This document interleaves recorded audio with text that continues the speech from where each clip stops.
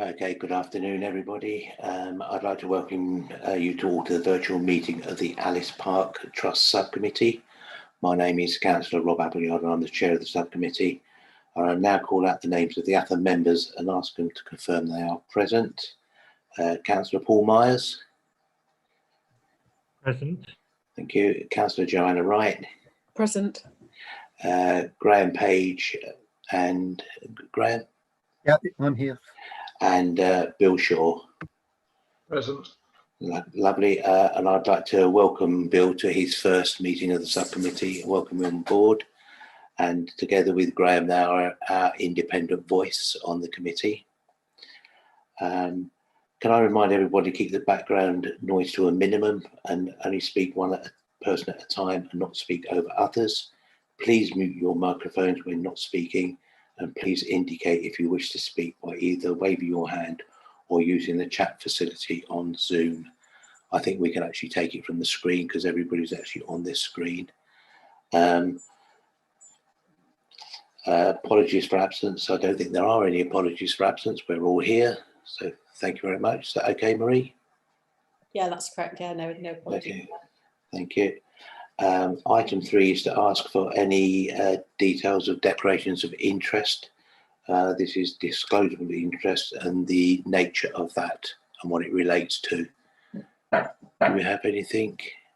No? Okay, that's lovely.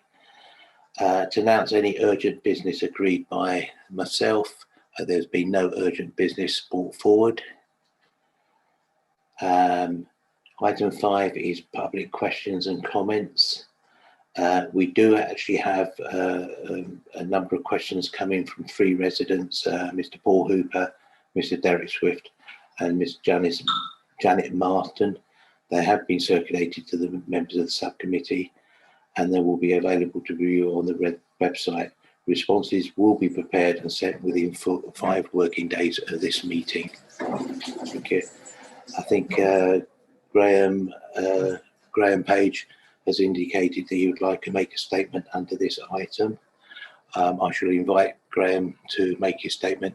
And just for clarity, you have 3 minutes, Graham. Yep. So that I don't actually over talk while you're speaking. I will give you a bell, right. and then there will be a final when your 3 minutes is up and you will be expected to cease talking. Thank you very much. Off you go. It's a very short statement. As you know, I'm a local resident and I was appointed as an independent member to this committee in July 2018 for a period of 3 years.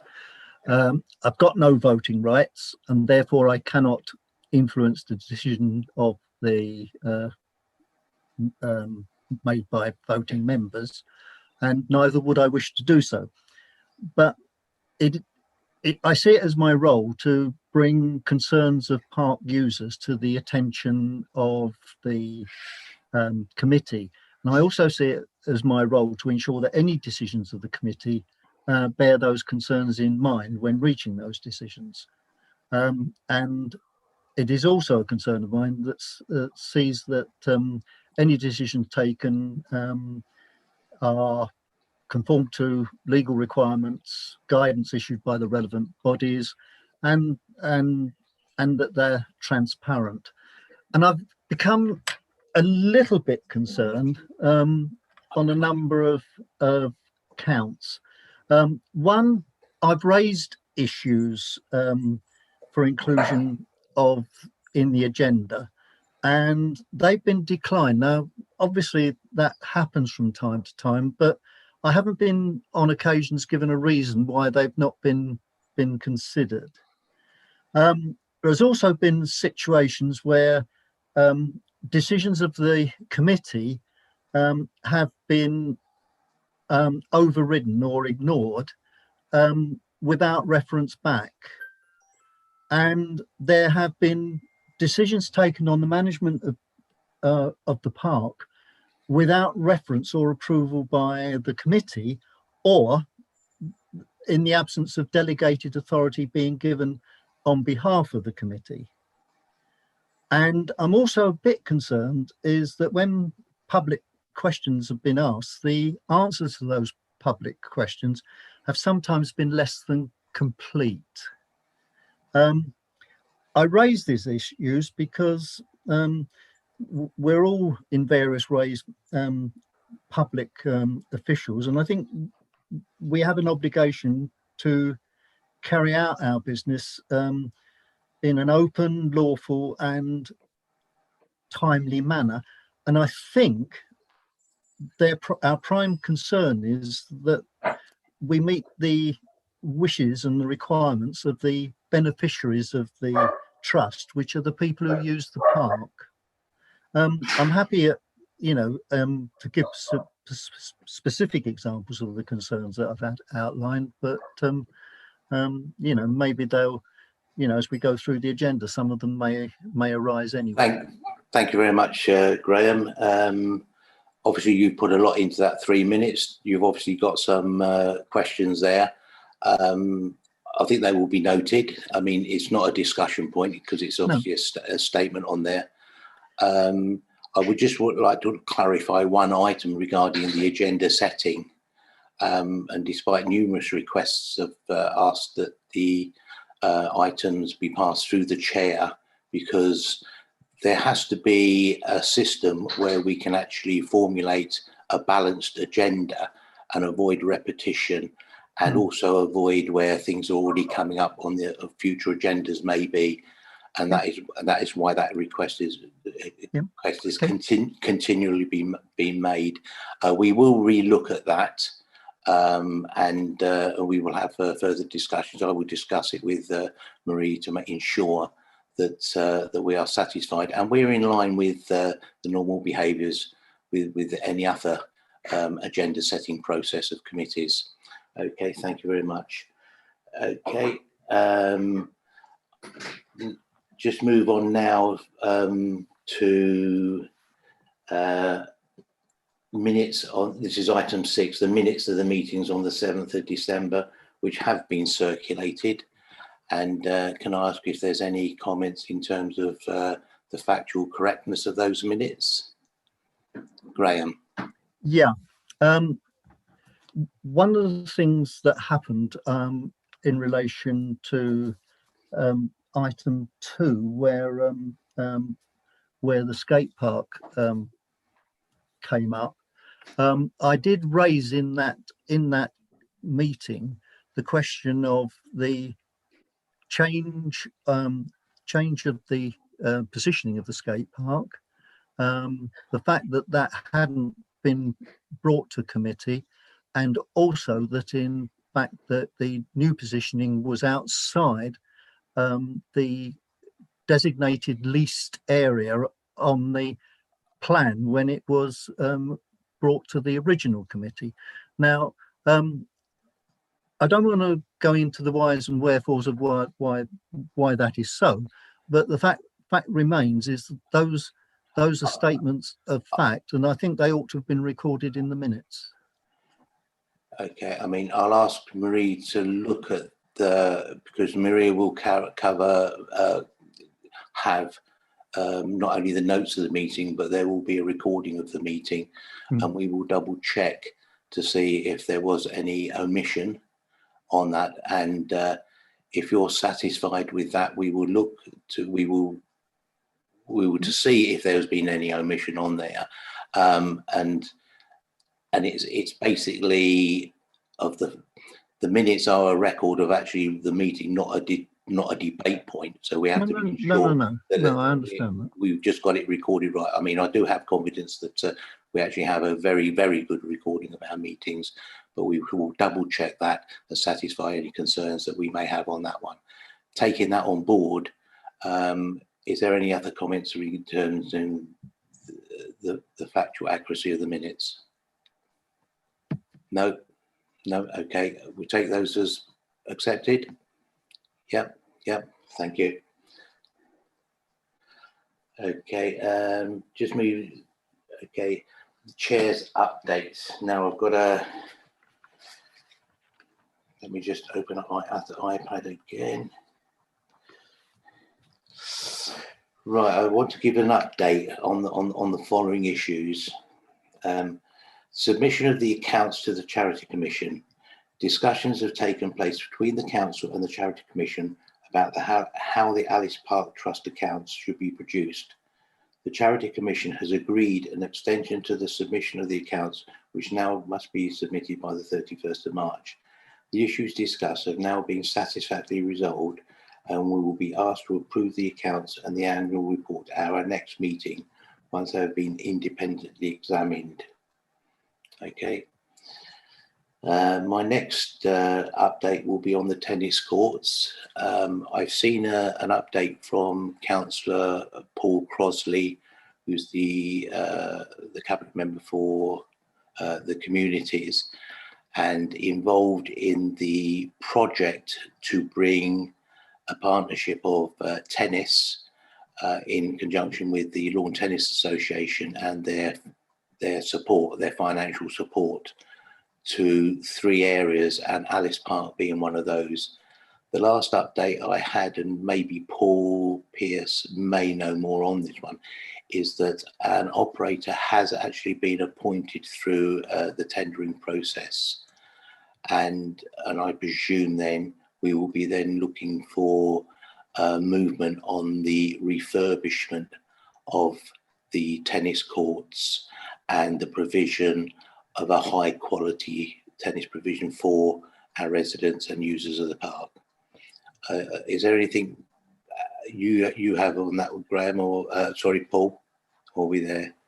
No, nothing to add, sorry. That would be the leisure team in the council that are leading on that, so it's not something that parks are directly involved with. Okay. I mean, this is a very exciting move forward for tennis players, because in the past we've worked. It's been pretty hand to mouth in many ways, but they can look forward to a significant improved facility, and there will be online booking systems in there. The quality of the courts will be better, and it should attract a lot of people to the park. So it's a good move all round. And right, and the other update I have for you is... Excuse me, Chair, but I think Bill Shaw would like to ask a question on... Sorry, Bill. Sorry, I missed you. Yes, it was just to have we any indicated timescale for this work at all?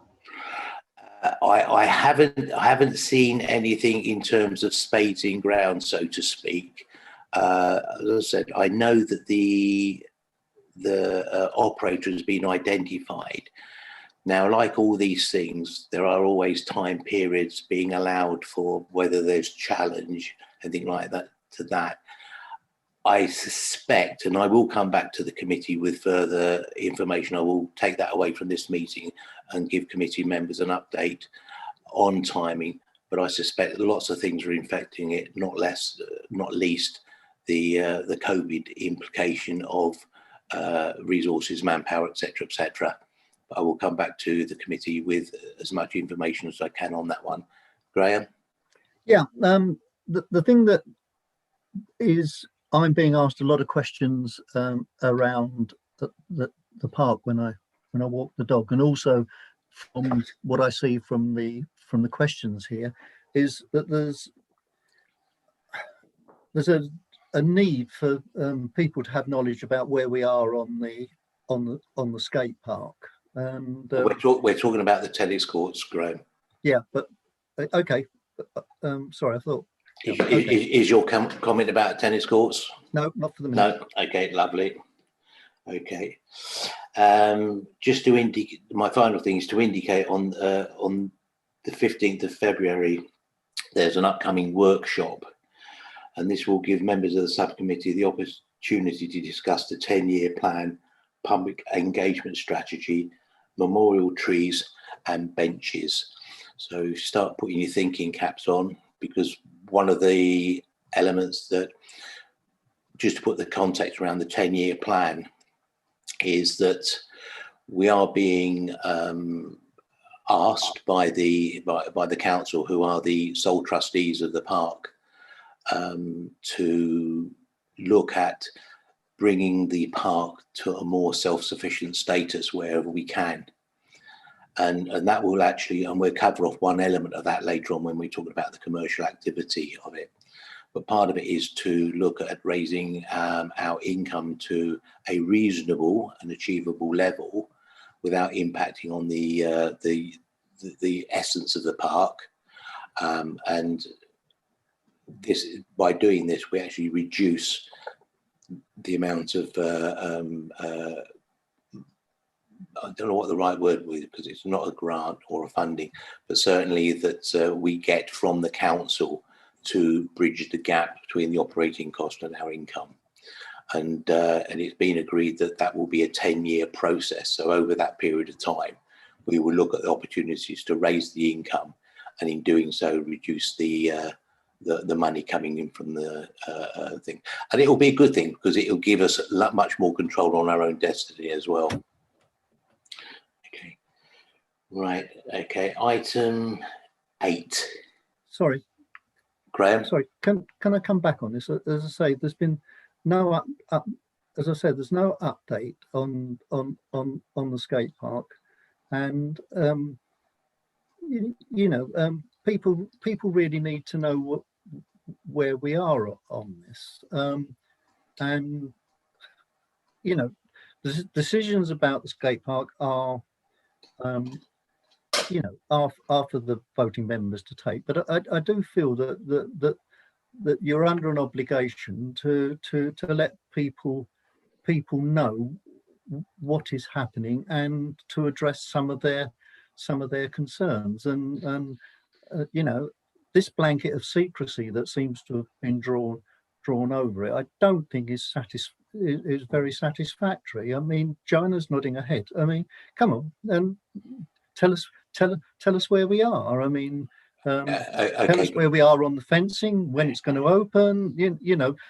Joanna put in the local look that the fencing would be in by the end of January. It isn't. Now that's fair enough, but I mean, but let us Okay, know. let me give you an update as far as we know at the moment. Well, first of all, from the committee's point of view, this is in fact a council project. So it's not an Alice Park project. It's a council project. Okay, and the feedback that we've had from the council is that they are waiting for some fencing, which will be primarily the fencing that goes between the new skate park and the sand pit. And this is a robust piece of fencing which will not only prevent skateboards flipping over to the sand pit, but also stop youngsters walking to the area. Now, this has been on order with the manufacturer and has unfortunately been delayed, impacted by the current situation with lockdown, COVID, and everything like this. And there was a decision discussed whether we actually open up the skate park and leave the Harris fencing between the skate park and the sand pit. And we felt decidedly uncomfortable that that was not a suitable solution for the overall safety. Although we felt, yes, it would do the job, it had lots of perception of not being the right solution. Now, unfortunately, that has impacted on the day, and in good faith, we did think, and we were promised, that the fencing will be in by the end of January. It hasn't. It is being chased up. But while that's happening, the groundwork is actually underway to actually refresh and repair quite an amount of damage. And this weather has not been kind. This has possibly been one of the wettest periods that we've had for a long, long time, and is severely impacted on it. So almost in a way, it's a godsend. I've got you, Joanne, that's happened. But until we get the fencing in there, unfortunately, the skate park will remain to be closed off, as frustrating it is, because there's nobody more frustrating than we are about this, because this has been nearly a 10-year journey. But we are committed to making sure that it gets opened up when it's right and safe to do so.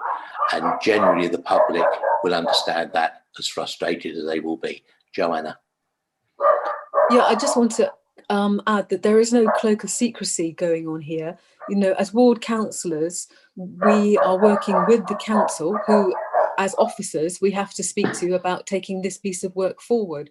We have repeatedly sent emails asking them where the fencing is and what is taking place. And the information that we've been given is that there is delay after delay after delay. So we keep giving that information out. We keep hoping that the date will be there, and then the date keeps changing due to the pandemic.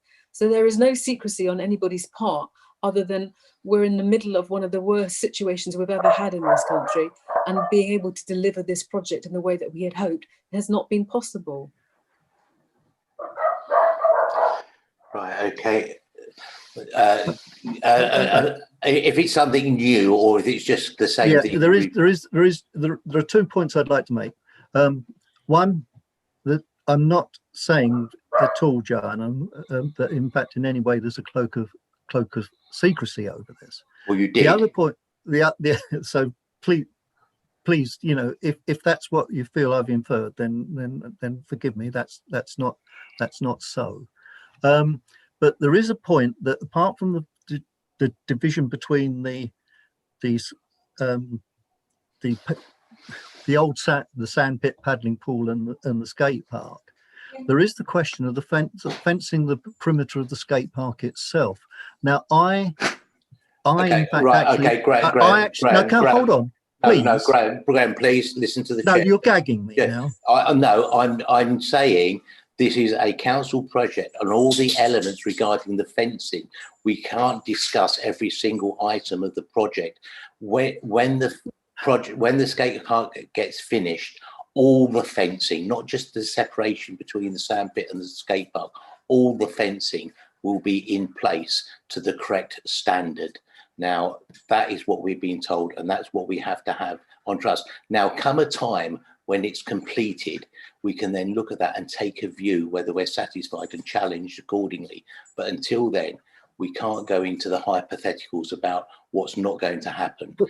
Councillor Paul Myers wants to speak. Thank you. Well, in a way, I hope what I'm about to say could like diffuse what I'm hearing.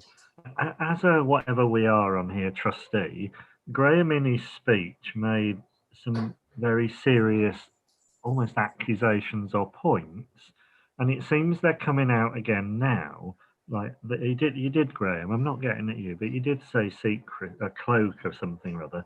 The point is, if there are concerns that have been expressed, Rob, I know you've addressed them in a sense, but could we ask Graham to, after the meeting or for the next meeting, specifically put down in detail all the examples that would highlight? Because the other thing I see here is, my experience on committees are, rightly or wrongly, we meet periodically and things have to be done in between.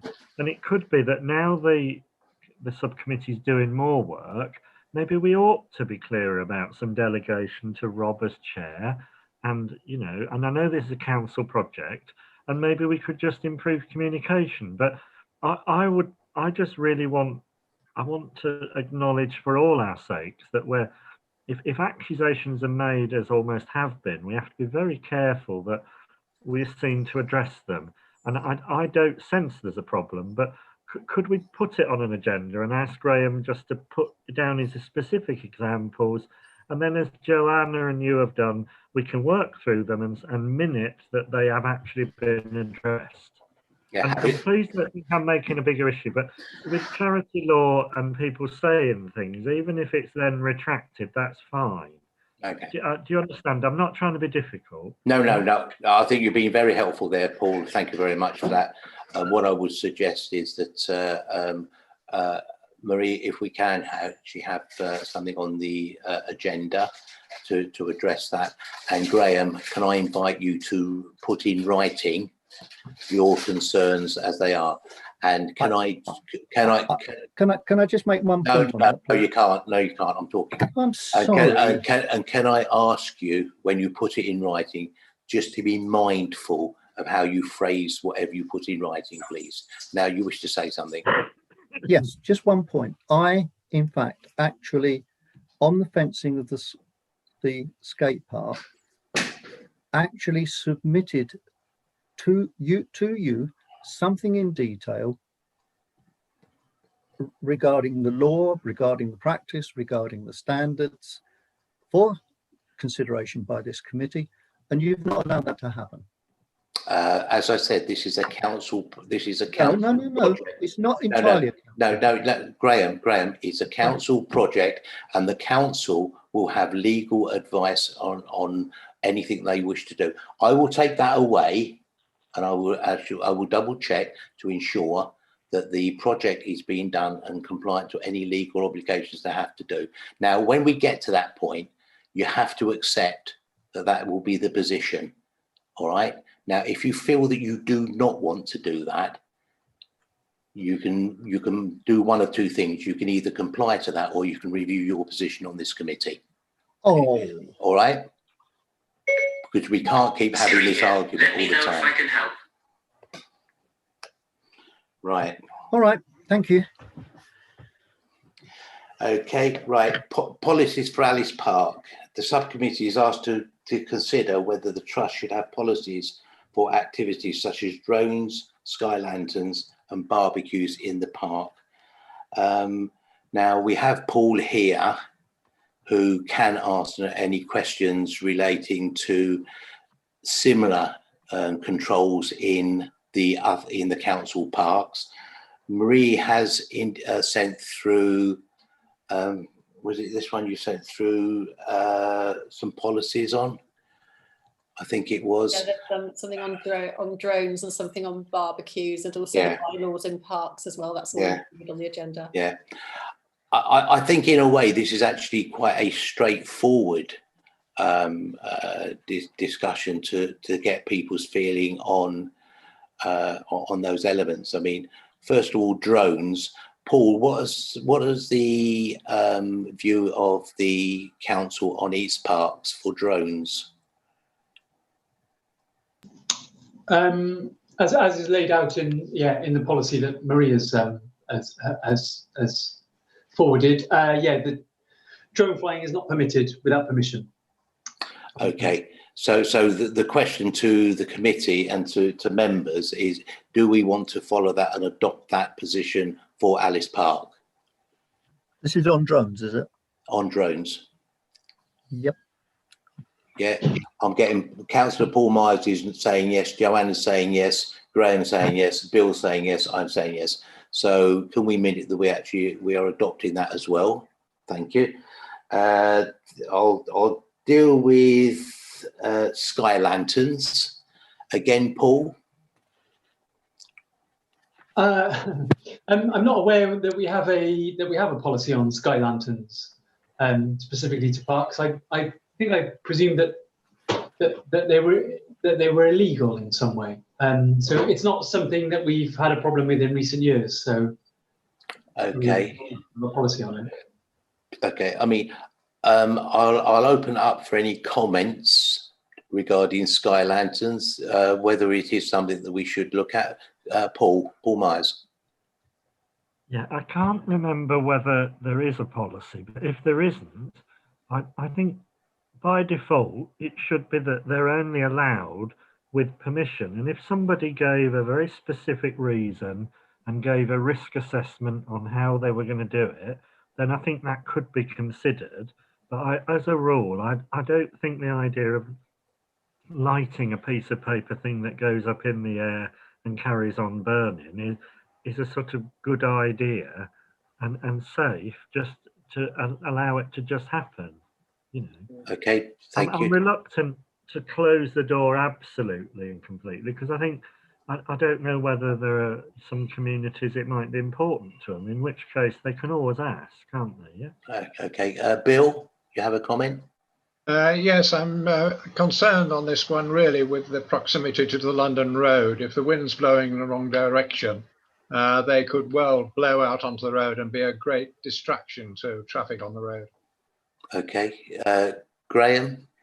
Yeah, I'm rather worried about this. That there have been incidents where drones have been released and in fact have given rise to fires on adjacent premises, and the worry is that if something like this happened and it was alleged that in fact the drone was actually released from the precincts of the park, then it could come back on the trustees. So my own view is I'd be very reluctant to allow them at all. You know, I'm putting my health and safety hat on here. Joanna, do you have a comment? I think it would be a good thing not to allow them. Not to have them. Okay, fine. And picking up on Graham's point, and possibly Paul Myers might actually remember this in the quite distant past with an ex-colleague of ours, Councillor Chris Gray at Westfield. He did actually have one that actually set fire to his hedge. So he was obviously quite vehement an objector to these. And I think Paul's indicated that, well, shown that we've got two possible options here. One is actually to allow them only with permission, which may be difficult to monitor, or we actually do not permit them at all. Now, I'm quite happy to take one or the either or of a motion here. Paul? Well, I'd like to propose that in principle they're banned, but if in an exceptional circumstance, then somebody wants to ask for special permission, then that, you know, that will be considered, but otherwise it's a ban. Okay, fine. Do you think we need to caveat that the special permissions maybe are for what they will be? Would it be maybe like for a religious happening or something? I don't know, because I don't know how we qualify that. You mean what the criteria would be? Yeah. Yes. I mean, I don't know whether people think I'm being overcautious, but I do just worry in case there is any sort of, it has a more meaning to someone else, and if they showed us they were taking steps and the wind direction and all this, then it would seem unreasonable. Okay. If it was integral to an event, maybe could we say, if an event or a hiring was being done there and the case was shown that there was sufficient precautions, then, you know, in that exceptional circumstance. But I mean, we could always override that anyway if you want to just go for a complete ban and do it that we release the ban if somebody says, well, why can't they, and they really want to do it. Yeah. Okay, thank you. We have with us, sorry, I didn't introduce Shane, who's from our legal services, the Deputy Monitor Officer, and I think you wish to say something, Shane. Thank you, Chair. Just on the option of you know, exceptional circumstances, you know, whilst that might be an idea, you've only got control over their use when they're in the park, and of course as soon as they're launched and they've gone over the boundary, you don't know where they're going to land, and you've got, you know, numerous fire hazards and traffic hazards and what have you in the vicinity, including farmland, and the potential for fires to get out of control, that I think you may well be opening yourselves up to quite a bit of risk there. So I think the option is either, you know, to allow them or not. Okay, thank you. I mean, are you happy to amend your proposal, Paul, to say that we prohibit them? I'm very happy. I propose, therefore, that we have a complete ban on them. Okay, thank you very much. Can I have a seconder for that one? Yeah, okay, thank you, Joe. Can I just have an indication that we agree with that? Yeah, thank you, Graham, thank you, Bill, thank you. Okay, fine, that's done. Yeah, could it be noted in the minutes that the complete ban was moved to when it was pointed out that if they were launched, it could go outside our control, because then in the future, if anybody wants to look back, they'll know why we decided what we did. Yeah, okay, Maureen will make sure that that's worded accordingly. Thank you very much, Paul. Okay, and then the other one is barbecues in the park. I am aware this is always contentious, and I think Paul from the parks will confirm, but I think in some parks, well, you ban them, but you do make allowance in some parts by putting like metal plates on tables and having specific waste bins that will take hot coals nearby to allow them everything like this. Is that right, Paul? Yeah, that's correct. Yeah, they are prohibited in parks unless there are barbecue safe facilities for people to use. So Victoria Park's a good example. As you said, we've got tables there that have hot plates on. People can have barbecues in those areas, or they can have stand-up barbecues in those areas, but they can't operate barbecues on the ground. So there are 2 or 3 parks where we have those facilities, but elsewhere they're banned. And it's been, yeah, if I could, yeah, just explain a bit of background. It's been a long, it's taken a few years to get it right, to come up with the facilities that enable us to do it, to enable us for people to use them safely. I think we're nearly there with Victoria Park, but it's worth flagging up that we did have a large fire in Victoria Park last year that was linked to the barbecue bins. So there is still a fire risk even using barbecue safe bins. So there is still a fire risk of people putting disposable barbecues into recycling facilities, particularly where you've got recycling facilities that are segregated. In this case, it was a paper bin that was set on fire. So it's worth bearing that in mind. Okay, thank you very much, Paul. Well, that's obviously indicated that although there's a solution, it's still fraught with an element of danger there. I see Graham wants to come in. Yes, please. I mean, I take the idea. I mean, I agree. You know, when people are coming on there summer Sunday, that you know, you don't want to curb people, but I honestly think, and we have had an incident in our park where, in fact, the shelter in the middle of the park was actually damaged by a barbecue tray. My own view is that we should have a complete ban at the moment, but keep it under review, because if we're ever in the position to bring in a system that Paul's advocating, then we could come back to it. But at the moment, my observation of what happens in the park is that the risks, particularly with children running about playing ball games, and the absence of segregation, that the risks outweigh the benefits. Okay. And do you think it's significant, because we do have quite a well-functioning cafe close by? I know it's not the same as cooking your own stuff and everything like this, but we do actually have food on there. Yeah, we do. Bill, do you have a view on this at all? Not particularly, but I think on health and safety, it is a relatively small park. There are dogs running free. There are balls being kicked around. So I think the default option should be no. Okay. Paul?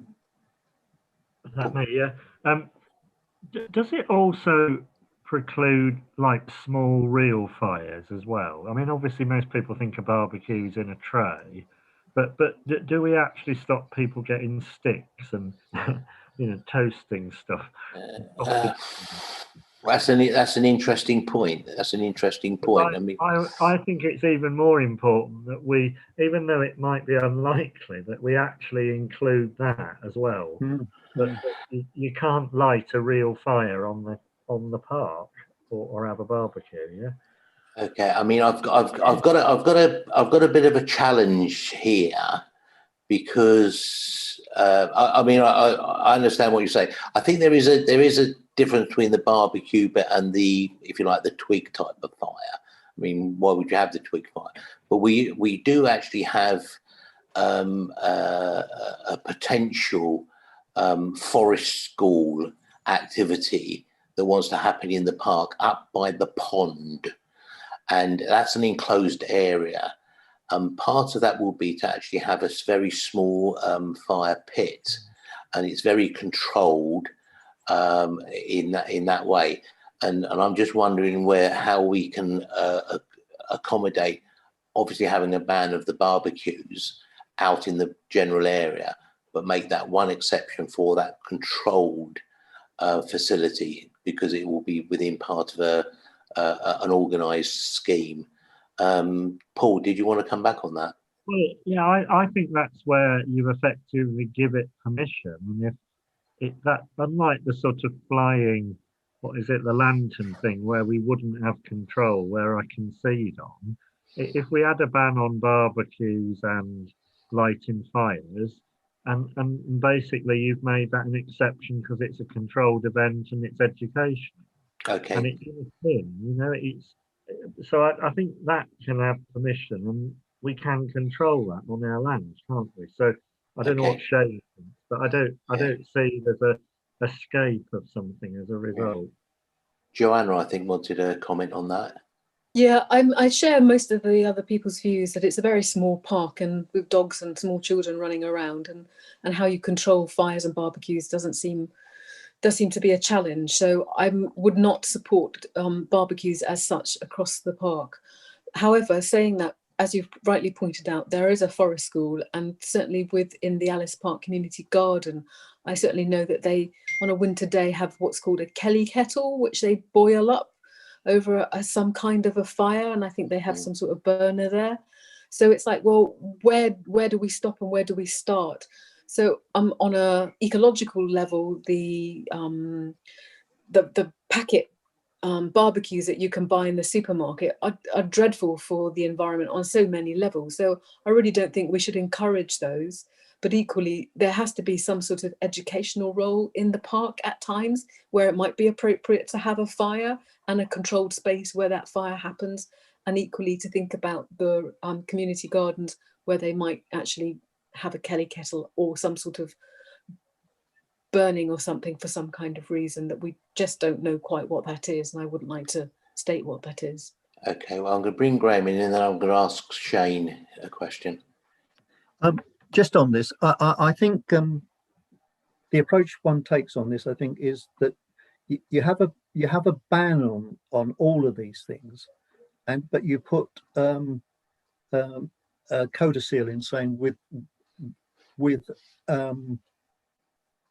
without the express permission of the trustees, and then it's up to us, if we're going to give that permission, to in fact ask for a risk assessment. So, for example, if you light a fire, people know how to control it, know how to put it out, got the right gear to put it out, have evacuation procedures, you know, the normal stuff, and I think that would get round that bit of it. I think Joanna's point about the community garden, I mean, it's not generally accessible. I mean, you don't get kids running around in that. So, I mean, again, that could be an exemption with specific permission of the trustees.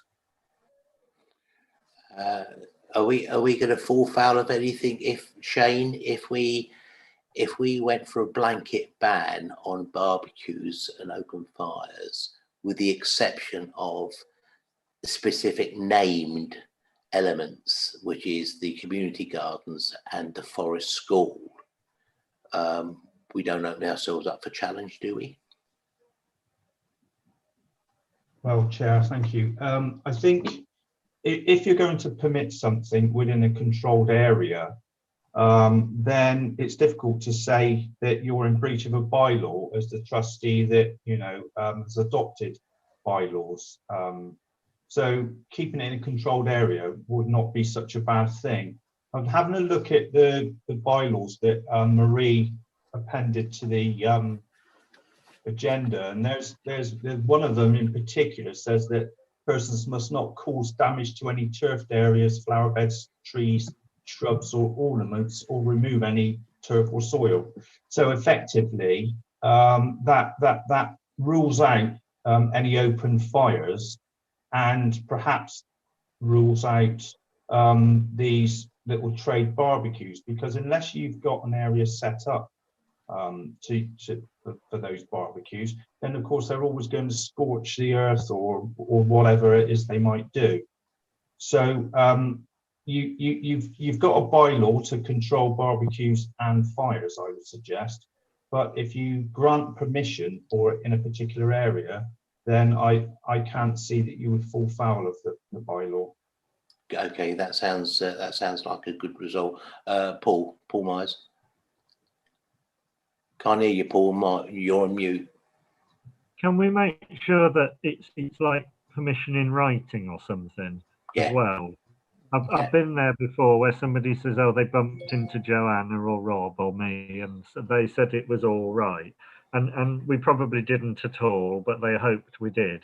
I've not been unkind, but I think it'd be good if it was written. Well, if this goes the way it seems it's going, we will write to the community garden, and we will write to the forest school people expressing that they are permitted to do that, and that should satisfy that one. Yeah. So I think, following on from the advice of Shane, so am I right saying that we go for a total ban on barbecues in the park, and do we will name that we will allow what do you call it, Joanna, something kettle, Kelly kettle, okay, in the community garden, and a small fire in a designated place for the forest school, which is located in the fenced area by the pond. So we'll be very specific. It can't be transferred to anywhere else in the park. Paul Myers? You might want to add with prior approval. Sorry. Sorry, Shane. Okay. I agree with naming. Who's speaking? Go ahead, Paul. I agree with naming the ones, but I think they should be the first people to have the written permission, and the policy should be that you get written permission if you want to request it, and it's considered. And I think we should delegate that power to the chair. Do we really want any and every request to have to come to this committee? Yeah. Or not? You know, we could just delegate it, could we not, to someone to implement our policy, really? Because otherwise, if you just name those two, we're going to have to sort of, they're in the policy, whereas we have the policy and they're the first two permissions. Okay. I mean, in that, I agree with that. We're quite happy to do it delegated to whoever the chair is at that time. But I may want to add an element onto that, because we're going to have discussions in a minute about commercial activity. And one of the things that is going to be suggested, that we find an events coordinator that will manage like the bookings of activity in the park. And so it might be useful to have that person in that decision making element of it. It might be in conjunction with the chair, maybe, because it's something quite serious like the fire. But just really wanted to make sure we capture that. Yeah, you're okay with that? All right. Are you right, Shane? Yes, sorry, Chair, sorry, Paul. All I was going to add was that without prior approval, that they will need to have prior approval from whoever that might be, whether that's an events coordinator or a chair. Okay, thank you. Bill, and then we'll take a vote on it. You're on mute, Bill. Yeah, it was just to emphasise that point. So I think prior written approval from the chair or a designated officer, that covers it. Okay, thank you. Right, so I think we've covered all that off. Did you get all that, Marie? Yes, yeah, that's fine. Yeah. Okay. Can I have a show that those? Yeah. Thank you, Paul. Thank you, Graham. Thank you, Joe.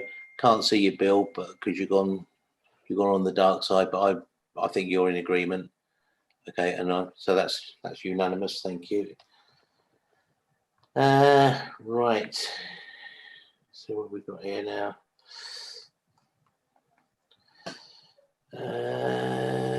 Right, commercial activities. Sorry, Chair.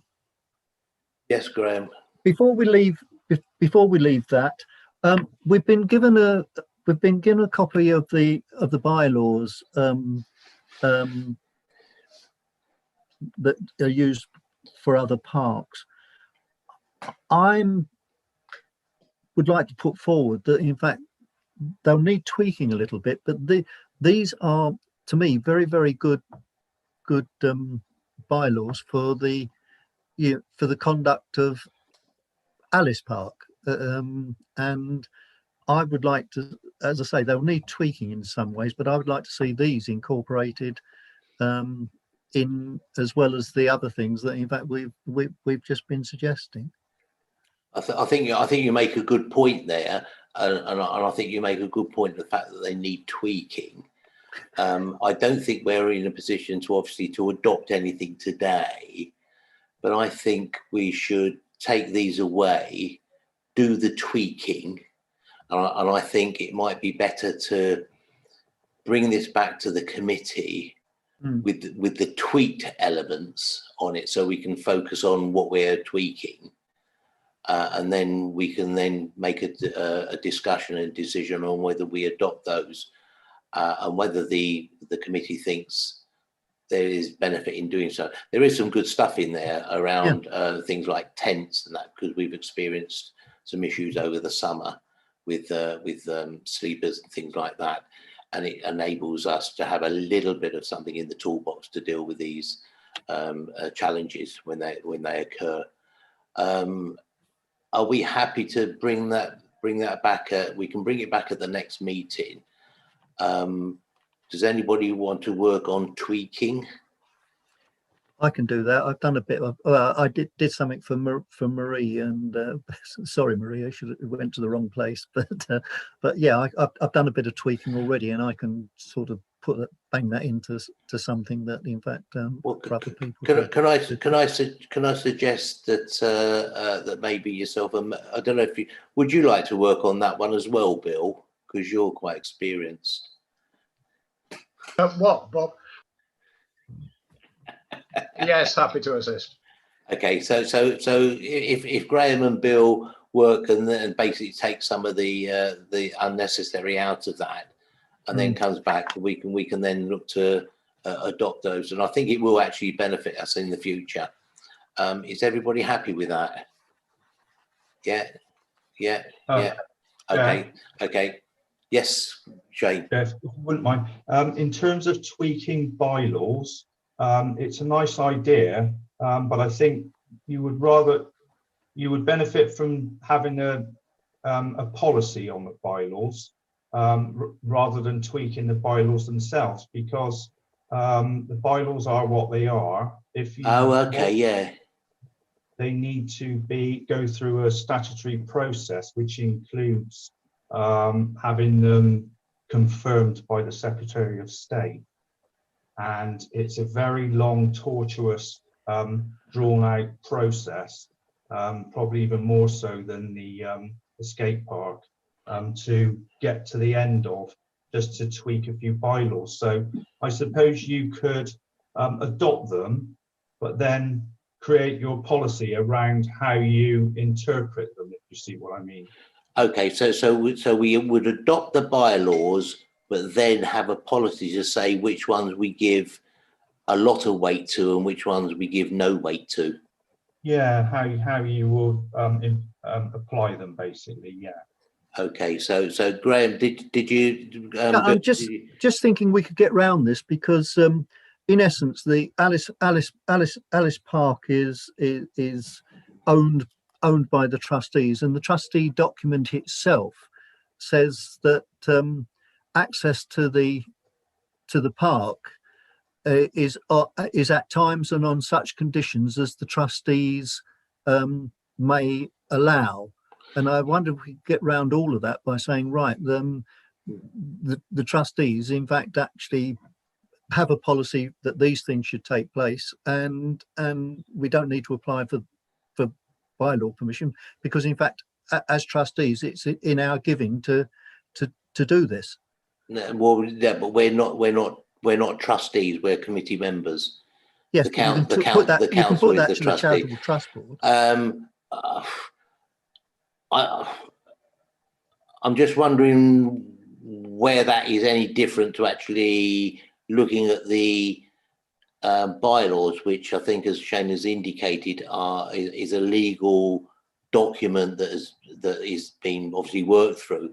And what we do, we adopt that legal document, but we actually give different weight to what we consider. And I don't know if that's something that we can actually do. And Shane's going to come in, I think. But what I don't want to do, I don't want to make a war and peace out of this. No, not at all. Well, sorry, Chair Rob, can I just add something? So my understanding is that the bylaws apply to Alice Park. They are City of Bath bylaws, but they do apply to Alice Park, and they were recently used by the police officer in relation to people that were rough sleeping in the park. So I don't know about I'm not too sure about who could enforce the bylaws in Alice Park. I understand it needs to be an officer of the council or a police officer. So that could be difficult to manage, but the bylaws are already in place. Okay. In that case, then I'll ask Shane: is that are they live to Alice Park as we are in the current setup? They're in the schedule to the bylaws, so they would. Some are, I believe. Some may not be. I'm not quite sure without having another look. So the ones that cover Alice Park are certainly enforceable and apply to Alice Park, whether it's in its current guise in as a trust, a corporate trustee, or in its previous iteration, because these bylaws were made, some of them back in 1932 or something, isn't it? Yeah, something like that. Do you remember writing them up? Yeah, so they do still apply. It's just a question of how you go about enforcing them. Okay, I mean, I suppose the question is, if something happened, and I think Paul referred to where they were used to solve a particular issue, are we confident then we could actually use the bylaws as they are to move an issue forward on those? Or do you think we're beyond sticky ground? Because if we can use them, I don't really know what we're actually looking to do now, because if they are there and they're valid and they give us the protection that we want, what else do we need to do? So, yeah, well, somebody who's in the park, so I don't know who that might be, will need to go up and say, you're doing X. It's contrary to a bylaw, and the policy of the trustees is Y. Stop it or get out. Okay, well, can I suggest that maybe Paul, Shane, and myself, we have this conversation and just try and bottom out exactly where we are or what we is, and come back to the committee and give us that, and then to see then if the committee sees any need to do anything more than what we've already got then, because I do sense that we've actually got what we want there. Yeah, because there's no need to create work, is there, if we have got that protection we want. All right, okay, that was good conversation, that was good. Commercial activities in the park. I think Graham submitted a document. Yeah. If I may say so, one of your more brilliant ideas, Rob. I think long overdue. I think what we've just got to do on this, and I've listed them down in here, is it's just actually sort of dotting the I's and crossing the T's as far as, in fact, our legal obligations are under various bits of legislation. I mean, if we're, you know, if we're actually sort of asking people to apply for a license and things like that, then we're requiring data of them, and there is the question of, in fact, actually safeguarding that data, and in fact making decisions on who needs to know about it, and what access we have to it. It's fairly straightforward stuff, but I think we need to be aware of that. So the other thing is just procedural things. I mean, you know, what is a commercial undertaking? Who do they apply to? What information we require on them? Who decides whether permission is going to be granted? The fee structure. You know, if we're going to earn money out of this, you know, we need to know what fees we're going to charge. And the point is, they need to be equitable. We don't want sort of one commercial activity sort of moaning that, in fact, another commercial activity gets a better deal or different deal from what they've got. These guys talk to each other in the park, and as I say, I think we need to just have that clear structure. And this question is, if we refuse one, what appeal? You know, oh, you've allowed him, you know, but you're not going to allow us, and you know why? And so I think, you know, it's just those sort of things that I think we just need to be clear on, to make sure that because you know, these are sort of small commercial activities, and you know, we're demanding money off of them and things like that. And I think we need to be clear on how we're going to do it. That's the point I'm making. But you know, it's just making a very, very good idea, waterproof, really.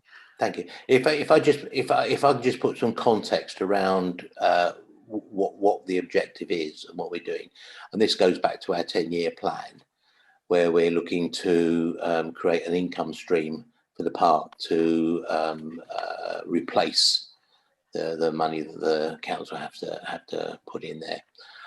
One of the things we've already done, we've actually entered into a new lease agreement with the cafe, and that was done by negotiation. Both sides very happy, and that gives the trust an increased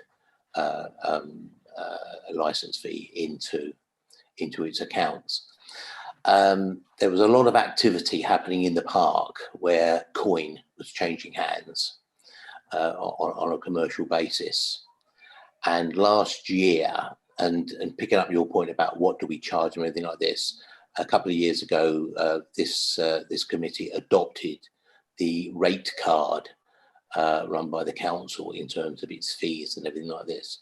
And all fees that have been collected last year fell within that rate card element of it. But what was different was our approach to how we actually did it.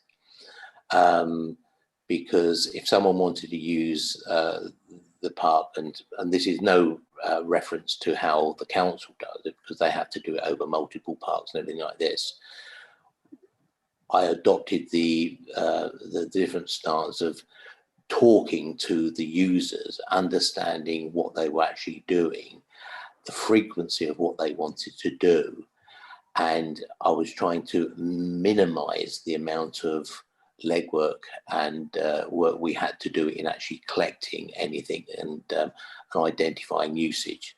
Because, you know, if someone's kind of come in there, they want to use it once a week or twice a week, you know, you've got to sort of make sure, are they only going to do once a week, or is it going to be 4 times?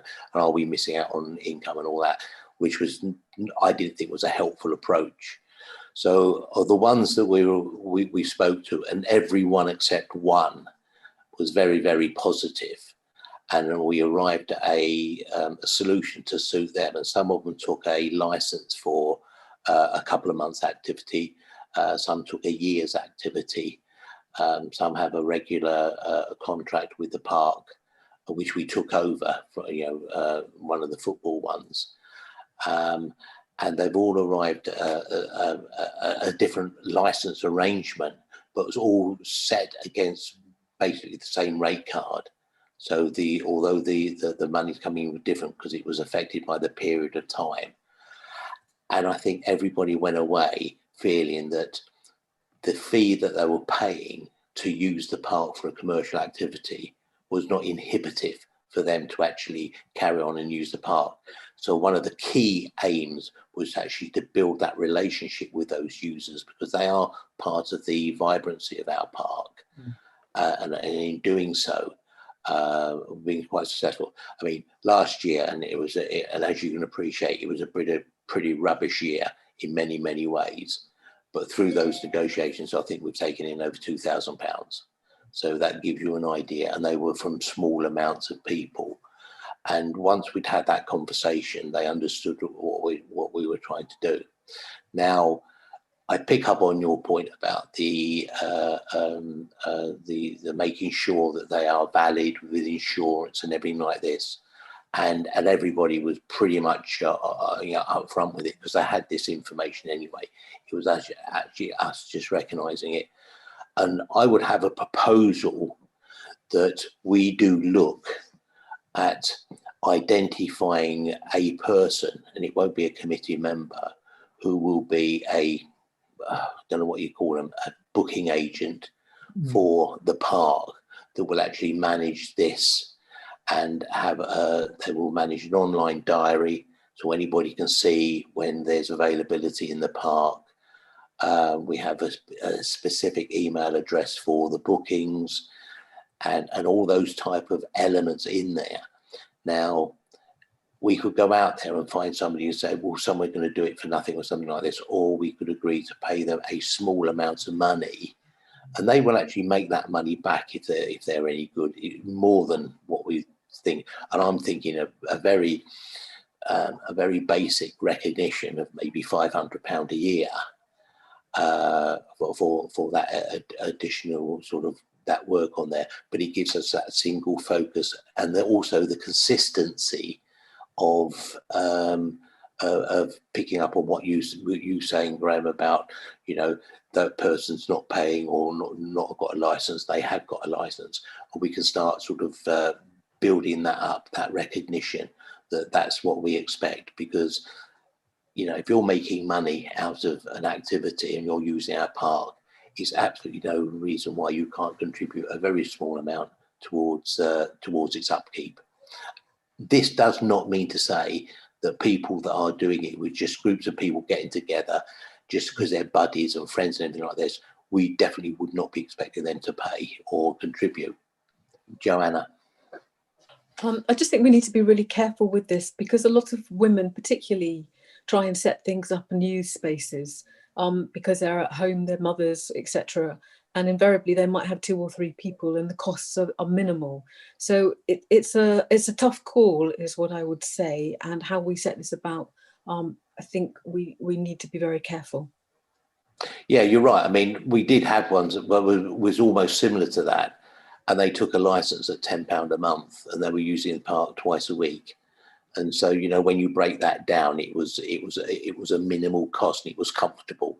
So we looked to accommodate that, because had we gone for just like a per usage thing, there's no way that it was affordable for that to happen, and we would have lost that activity in the park. You're right. Yes, Can I just add to that? It's not just only about the activity in the park, it's about people being active in parks, which is really important to public health. So we need to make sure that it's not about profit, it's about making sure that those spaces are there and available to people so that they can be active in a safe space, because that's a good thing for all of us. Yes, you're right. You're right. Paul, Myers, and then Graham.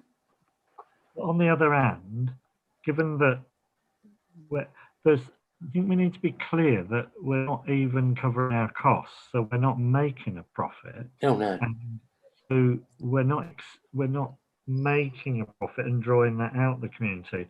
I would also add, I really support the idea of someone taking and doing the booking, but it will increase our costs, however slightly, and we need to be mindful of that in regard to the money that comes in. And I hope we can get more in than it costs to do the original gratuity to the person who does the bookings. But it's a tough call to make this park balance in you know, never mind profit. So and it's going to be tough. Yeah, I agree with you, Paul. I agree with you, Paul. Grant? 2 points. I'm agree 100% with Joanne on sort of people getting together, and I think the key word in this is commercial.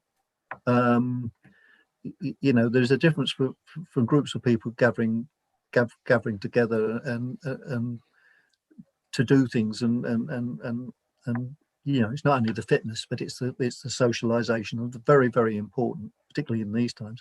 But the other point is that if we're going to sort of look at commercial activities as regards the use of the park for what we've been identifying up till now, we have the wider question of events, and it seems to me that if we're going to have that element, we could bring the events element into it as well, because obviously, you know, running a big event is, you know, a really good money spinner from the for the park, and the person that's doing the commercial activities could also do the events activities as well.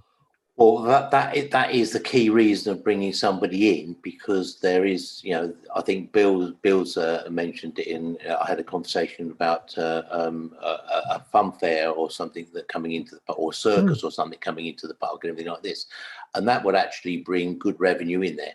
Again, has to be managed right with the community to make sure that it's right and the condition of the ground, but that does need organising in terms of the you know, the right documentation and things like this, and that is what that person would actually be involved in, and the fees that come from an event like that would more than compensate obviously having somebody on board.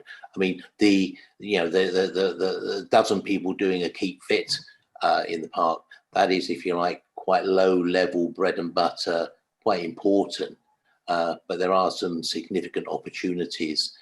But again, as a small park, we have to be really careful on the impact it does actually on the ground. We don't have the luxury of, let's say, Royal Victoria Park, where we can move things around a little bit.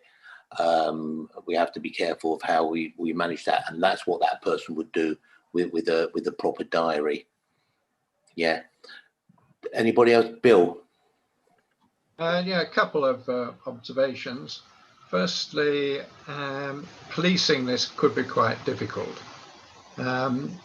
Secondly, I do recall that previously the cafe manager took bookings for the tennis court. He's ideally placed to actually run this, whether he'd be prepared to or I don't know. He may be, if we rather than gave a flat rate, incentivized him by giving him a small percentage of any taking, so that we aren't faced with a fixed cost. Thirdly, I think phraseology needs to be important here, and it's a contribution to the upkeep of the park rather than making a profit or anything like that. Oh, yeah. Exactly so. The other one is, don't forget the, sorry, I've just taken off my video. There are people sitting, for example, in the library at the New Royal Hall who actually don't have a lot to do most days. So looking around the community as a whole, we might be able to find someone who is prepared to take this on a voluntary basis. Yeah. Yeah, I think all those things are worth looking at on there. The point you made, and sorry, it's just gone out of my mind now. It was quite an important point. Sorry, Bill. Getting the cafe manager to. Yes, yeah. I mean, one of the things that we've tried to do is, because we had obviously some difficulty actually understanding the activity of the cafe, and the activity within the park, and we've tried to create a clear understanding that what can happen in the cafe happens on the curtilage of the cafe, which is really good. And oops, there we go. And what happens outside the park actually benefits maybe to the park and its upkeep, as opposed to maybe going into the cafe. And there's obviously a commercial consideration as well on that one. And you're right, yes. I mean, in terms of the tennis, it was managed through the park, but you know, that came at quite a cost to us for that to happen. And we won't be able to afford to do that type of arrangement again on the whole thing. But what I will say is that the Park Cafe team are really supportive of bringing people into the park, because obviously they feed into the cafe sales and things like that. So I don't think we have any issue of a collaboration on there.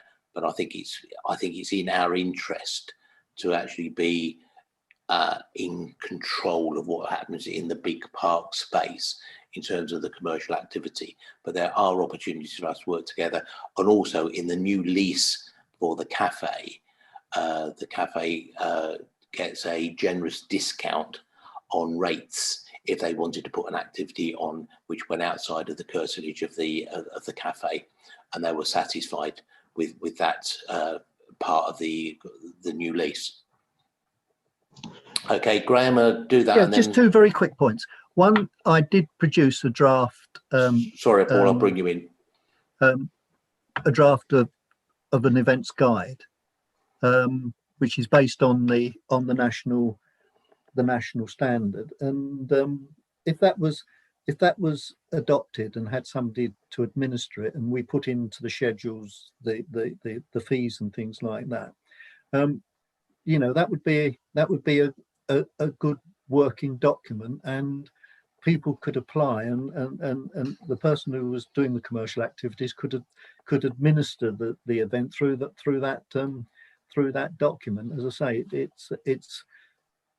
it's a lift from the council's one, when the council decided that they couldn't handle it anymore. But you know, it would work for us, I think. Okay, that's fine. Paul Pierce from the Parks, all the P's. Yeah, I was just going to make a suggestion, and it might have been considered previously, but the council has an events team, has an experienced full-time events team, and systems in place for events, systems in place for community activity, systems in place for small commercial activities, and you know, managing a large event has all sorts of considerations around health and safety and child protection, and tell me about it. You know, can be a very considered process. So I did wonder whether the option had been explored of commissioning Bain's events team to perhaps manage it in some way, or commission, or some sort of arrangement. Okay, thank you. I'll bring Paul Myers in. You're on mute, Paul. Sorry, I'm not used to putting it on mute all the time.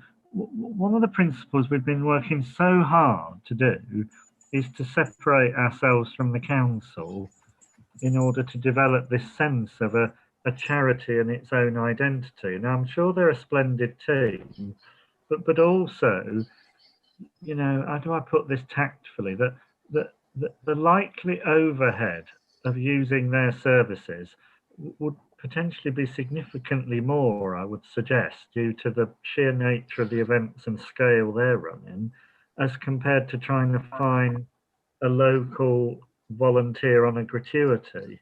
And I'll say no more, but just the sheer information and everything, however fair and justified, for the type of experience and responsibility they have, things equal likely to be a lot more than what we would pay otherwise. And Victoria Park needs it because it's massive, but this is quite a small park. Yeah, I think you're actually right, Paul, about that. And in reference to Paul Pierce from Parks, yeah, one of the reasons why we're moving away, because I mean, an application through the events team for any event was hit with the £90 admin fee just to sort of take in the application. So, and that was absolutely ridiculous at our level, to be honest, and it was going to put people off. But I think there is a middle road there where we can, within our structure, if we have an event coordinator that indicates that when it gets to a certain level, that we'd actually do engage with the events team on there. But I think we had to have that conversation with the events team first, because, you know, they've got to want to help us as well. So, I mean, that's a conversation we'll have. Okay, Graham, a final question, and then we move on. It's not a question, it's just an observation, is that okay. If you go back through the minutes, the reason that in fact we got involved in this is that we had a decision from the events team that they could not be involved in events in Alice Parks for legal reasons. They laid it down, and there was a transition period where in fact I was working with them to take over from them, as it were. I mean, it's never sort of come to fruition, because in fact it's been overtaken by COVID before in fact it could really get going. So you know, I think the events team wouldn't really want to know, because in fact they were the ones that laid it down in the first place. Yeah, and I'm not sure if that arrangement is something that actually been sanctioned by the committee anyway. So I mean, but what I will say is that there's a likelihood, although they may not actually do the work, they will actually advise, as they often do, on events, because it's in everybody's interest to do so. Okay, I just want to wrap this one up. I just really want to find a way forward. Are we mindful as a committee to look and explore at the structure of an event coordinator of some kind, and then obviously find the right structure and conditions that they work under? Paul Myers, yeah? Mute, Paul. If we indicated in principle we were interested in this, yeah, could we run the development and any further decision making in line with our sort of 10-year plan? Because very shortly we're going to be discussing our plan. So yeah. If we had a mind of, well, what would a sort of bit of help cost or gratuity, as opposed to what's our aspiration and all within that, to what extent could we get some contribution to provide a better service? Those two sort of run a bit hand in hand. That we have the facts of what it cost, and then we look at what we could bring in, you know, to support that role. Okay. Well, do you want us to do a little bit of exploratory work and then bring this and include it within our 10-year plan discussion? I think it's very much integrated into that plan. Yeah. Okay. That's fine. Yeah. Is everybody happy with that? Yep. Yeah. Yeah. Joe. Lovely. Thank you, Joe. All right. Okay. That's what we do. I think we made progress on there. We're going in the right direction. That's for sure. Right. I've got two more items and then something else on the end. The multi-use games wall. Now we've obviously had a request for a multi-use games wall, and for those, I think everybody knows what it is, but basically it's a wall that you can bounce a ball against, where it's either a cricket ball, a tennis ball, a football, rugby ball, and the ball comes back to you at an angle and all that, and it will be positioned within the park. Just really want to caveat, because I understand Graham's given us a feedback, an exploratory feedback on there. The one thing that we definitely need to recognise, it will or cannot be part of the tennis provision in any way, because that is completely separate to that. So if we are going to have a wall, it needs to be a standalone wall in an area of the park with an element of space in front of it. Now, if you go to Twerton, in their park, forget what they call the park now, but they've got a Paul Inox Park. Who?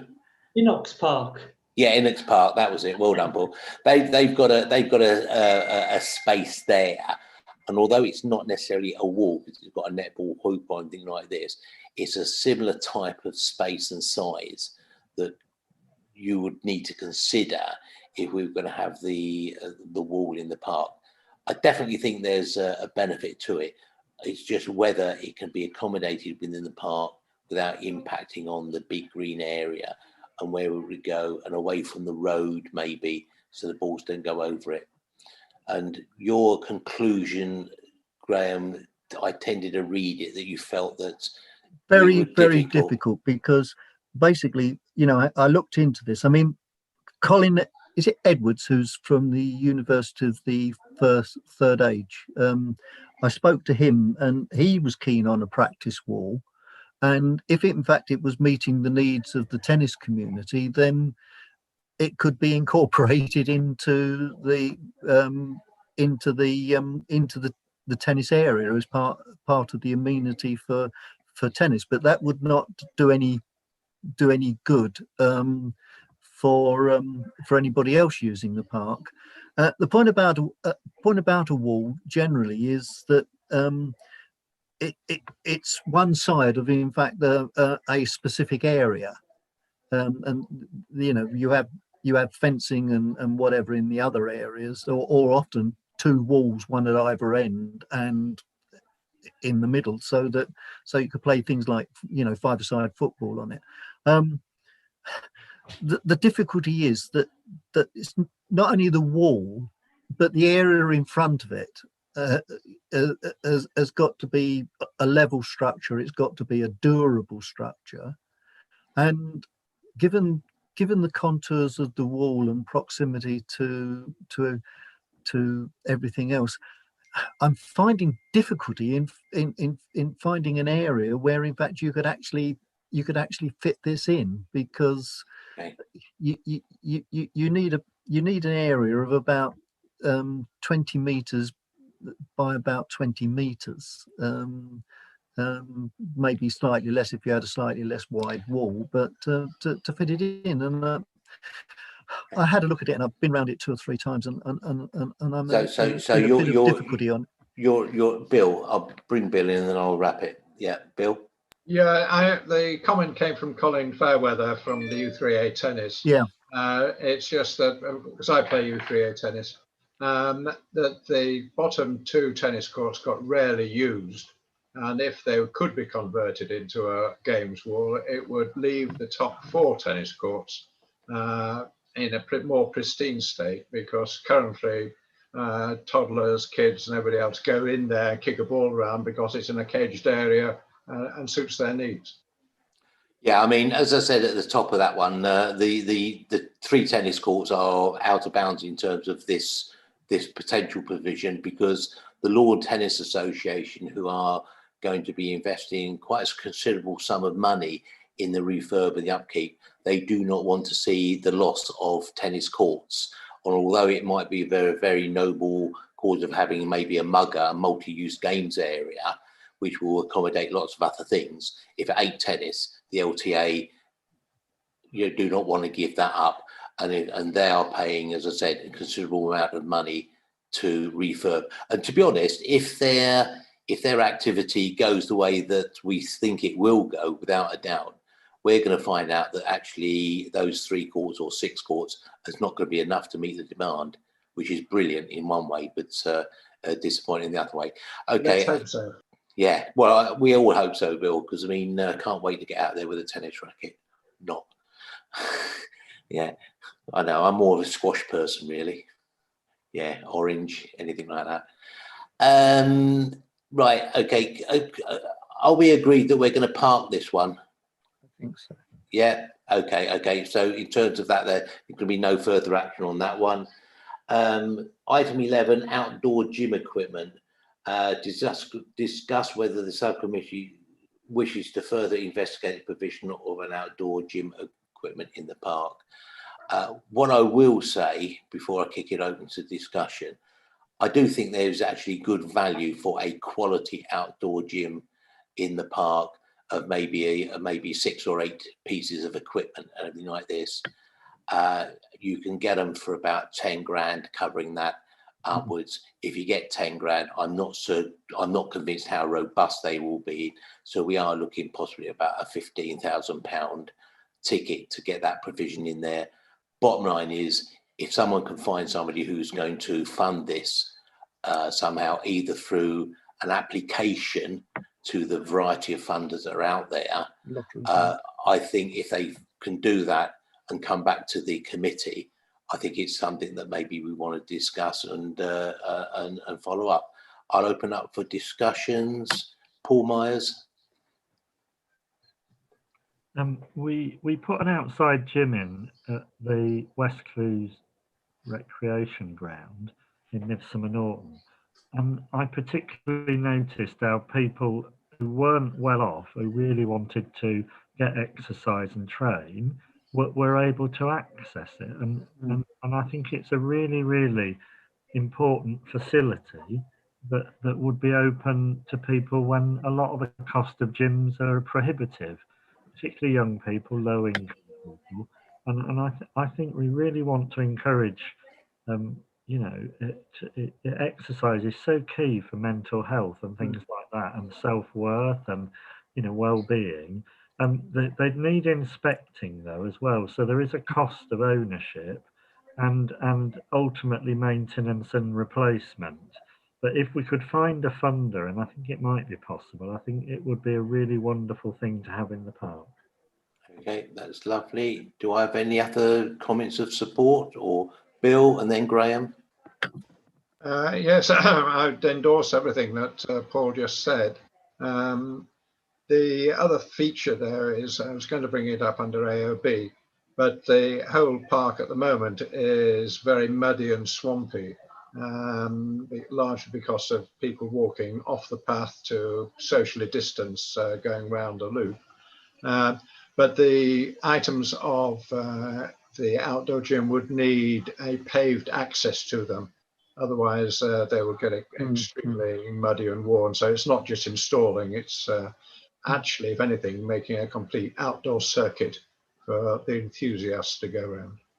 Yeah, I think it wouldn't be unrealistic to think of it in around the £20,000 mark with all the ancillary and then future maintenance things.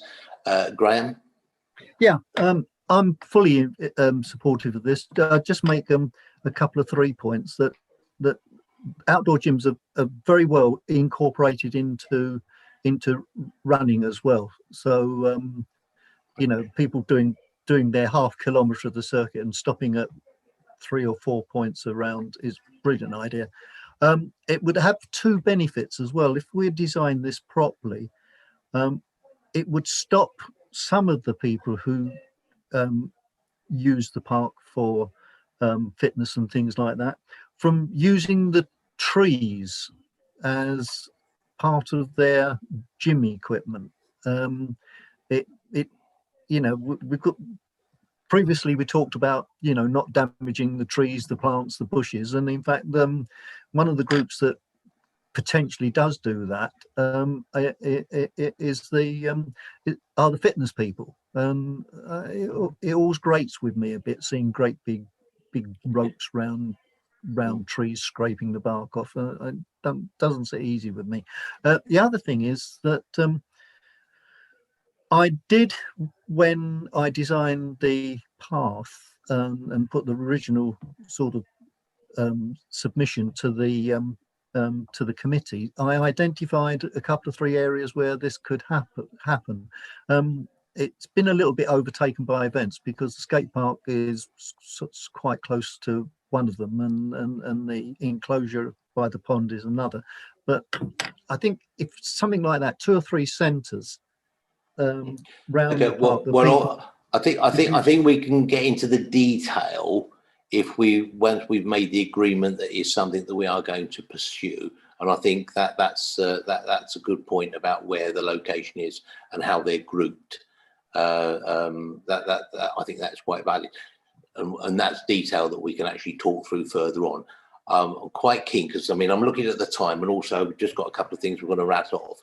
Is that if we are agreed in principle to pursue this for the park, we then start sort of thinking about how do we identify funders and things like that, and we need to take that away and give that to matter some thought, thing like this. But what I'm asking for is, as a committee, are we agreed in principle that we are pursuing an outdoor gym? Yeah. And Paul's supporting it, I take it. Yeah, okay, lovely. So that's what we do. So we need to go away on there. And can I just to wrap that up a little bit and just sort of press what I see that we're actually focused on in the year.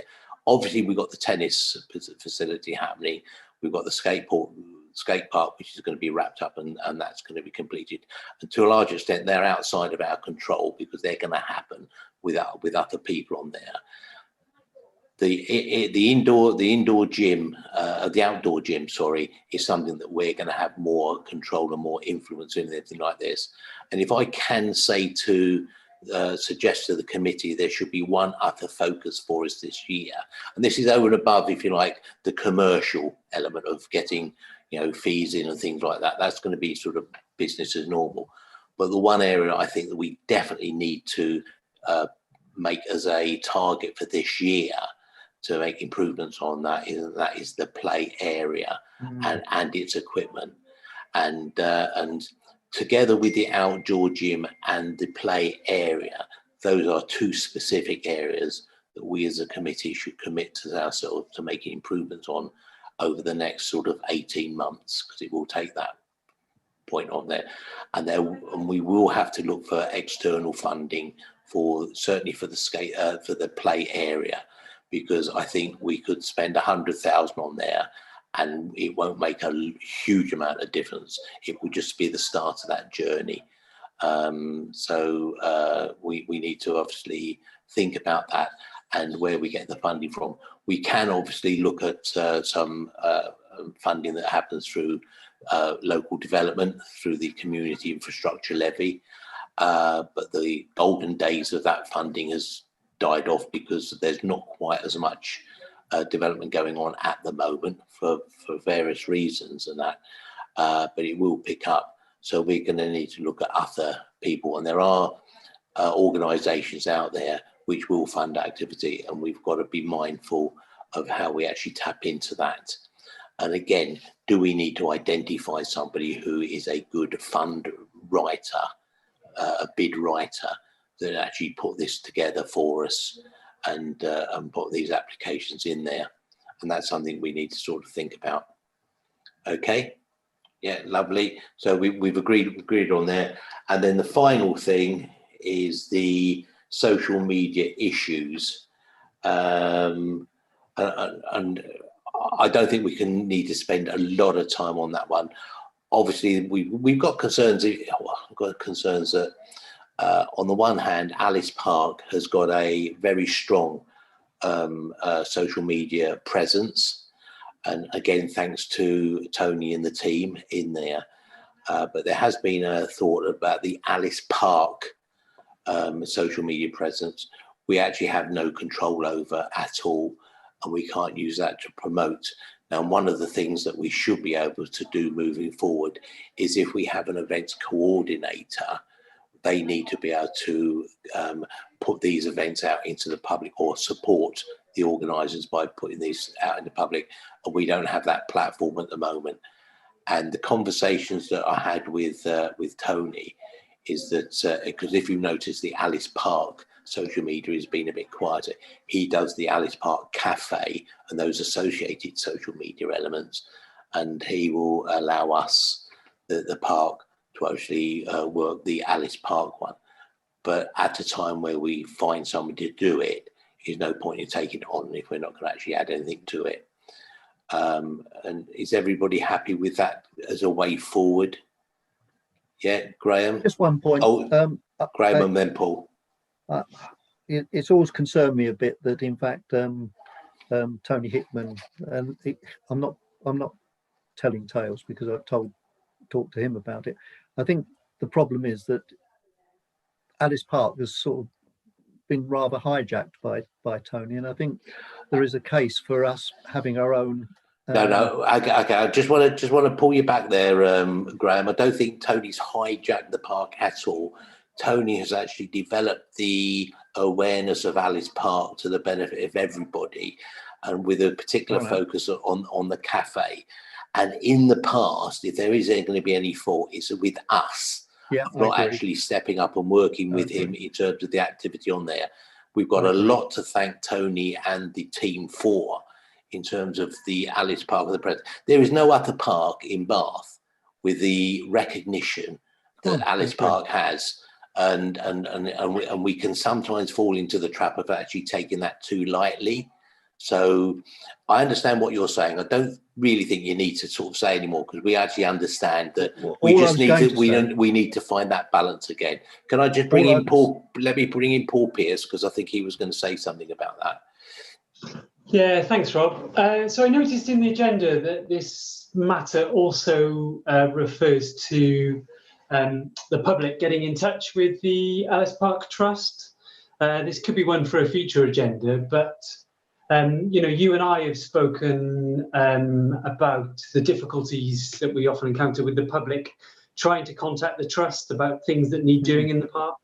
They come to the council, they use Fix My Street, and it would be great to come up with some sort of system whereby members of the public can get in touch with the managers of the park about any maintenance issues that they're having.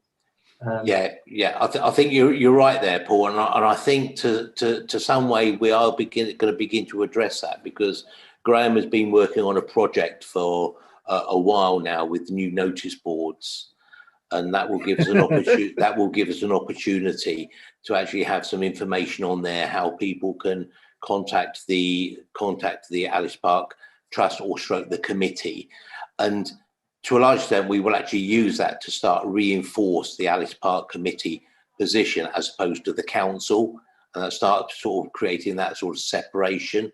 It will take a bit of time, but it's part of the work that the events coordinator will do, because people will understand that they have to come through to an Alice Park person as opposed to the council, and so I think there's a branding work that needs to be done. And Tony and the Alice Park Cafe team are not resistant to that, because they see the benefit all round to them. Because if we get more people into the park, they sell more product. So that's quite good. Final word, Graham? Yeah, I'm just going to continue what I was just going to say. What we really need is an Alice Park Trust website as opposed to an Alice Park Cafe website. That was the only point I was going to make. Yeah. Okay. And I think that's a well-made point, and it is something that we need to sort of move on with. We start, as I said, it is almost a branding thing and everything like this. So that's good. Right. I think, believe it or not, we got to the end of that, and it's the date of the next meeting. Well, we've got our fun day on, haven't we? On the whatever date it was. What date was that? The 17th, 10th, 16th, 16th. Was it? Okay. Well, maybe we can then look at future meetings at that meeting. Would that be the ideal thing to do? Yeah. Yeah. Okay. Any other AOBs or anything like that? I don't normally do AOBs, but I mean I will do this time because I think Bill might have something. Just a bit of concern. Like Graham, I wander around the park every other day, and I'm particularly concerned with the state of the pathways or lack of them around the gates to the pond area. It's very badly chewed up there, and I think it needs to be a priority issue to get those either paved over or some hardcore down. Yeah, point taken. Yeah, you're absolutely right. You're absolutely right. The weather has not been kind to us in terms of certain areas on there. There definitely needs to be some link between the gate and that path. Now, whether it's something like maybe half a lorry load of chippings or something like that on there to create a firm on there, which may be our best option. and we might need to speak to, you know, these wonderful people in our parks department who may have an influence on that piece of work, and get hold of some chippings or something like that. Paul, wink, wink. But we'll see what happens. Yeah.